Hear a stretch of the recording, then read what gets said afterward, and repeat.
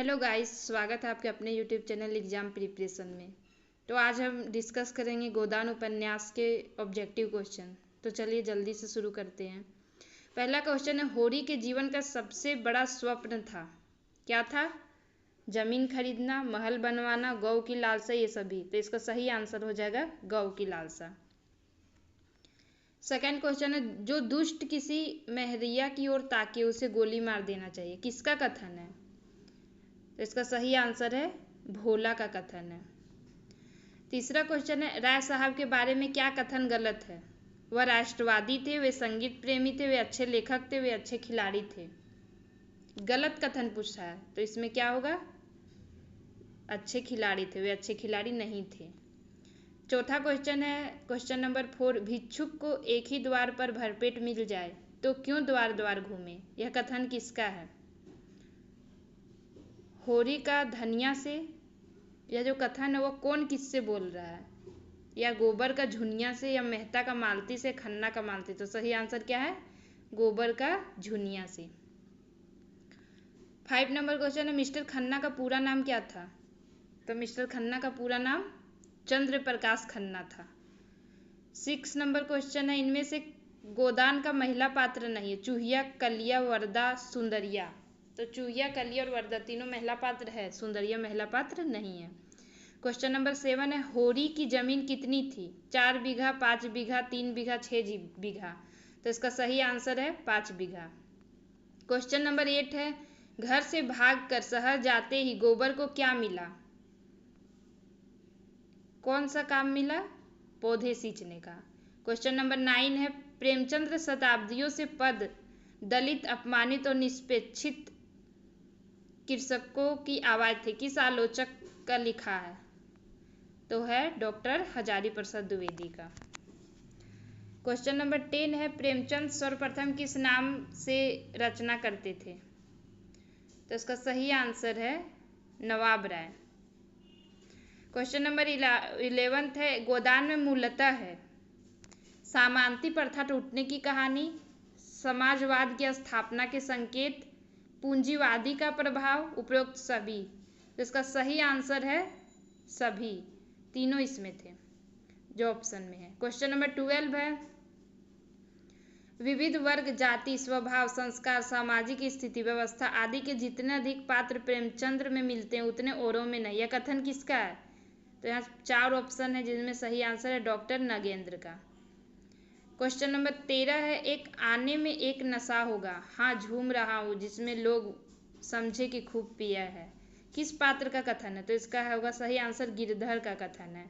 Question number 14 है, गोदान उपन्यास में रामू किसका बेटा है? तो रामू माता दीन का बेटा है। क्वेश्चन नंबर 15, गोदान उपन्यास में किस पात्र को गोबर गोमूत्र खाना पीना पड़ा? माता दीन को।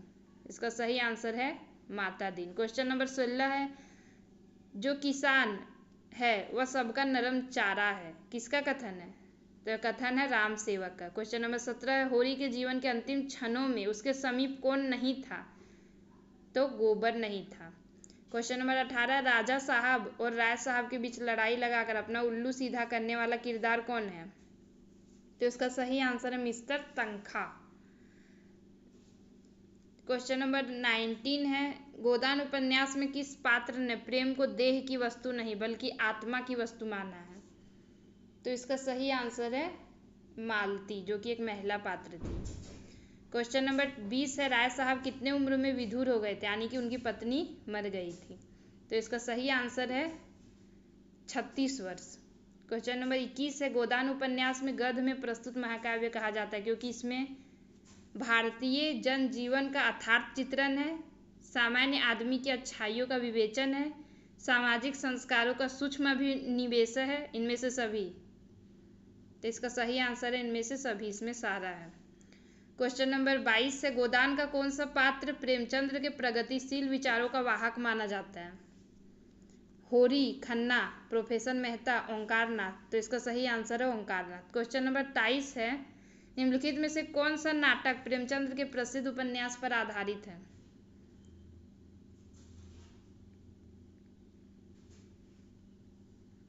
तो इसका सही आंसर है सूरदास। क्वेश्चन नंबर 24 विश्व का प्रथम उपन्यास किसे माना जाता है? तो इसका सही आंसर है कादम्बरी। क्वेश्चन नंबर 25 प्रेमचंद्र के साहित्य पर सर्वथा शिव का शासन है, सत्य और सुंदर शिव के अनुचूर होकर आते, ये विचार किस समीक्षक के हैं? तो इसका सही आंसर है डॉक्टर नगेंद्र। क्वेश्चन नंबर 26 है निम्नलिखित उपन्यासों में से प्रेमचंद्र के अंतिम पूर्ण उपन्यास है? तो इसका सही आंसर है गोदान। गोदान प्रेमचंद्र का अंतिम पूर्ण उपन्यास है। क्वेश्चन नंबर 27 है डॉक्टर गोपाल राय के अनुसार हिंदी में नोवेल के अर्थ में उपन्यास पद का प्रथम प्रयोग किसने किया? नोवेल के रूप में, नोवेल के अर्थ में।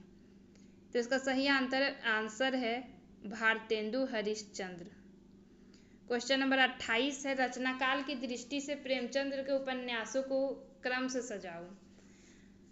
तो इसमें होगा पहला सेवा सदन, दूसरा रंगभूमि, फिर गबन, फिर गोदान। रचना कला की दृष्टि से, ठीक है। क्वेश्चन नंबर 29 प्रेमचंद्र के अधूरे उपन्यास मंगलसूत्र जो कि 1936 में लिखा गया, उनके पुत्र अमृत राय ने कब पूरा किया? 1948 ईस्वी में। इसका सही आंसर 1948। क्वेश्चन नंबर 30 है मॉरिशस का प्रेमचंद्र किसे कहा जाता है? तो इसका सही आंसर क्या होगा? अभिमन्यु अनंत को मॉरिशस का प्रेमचंद्र कहा जाता है।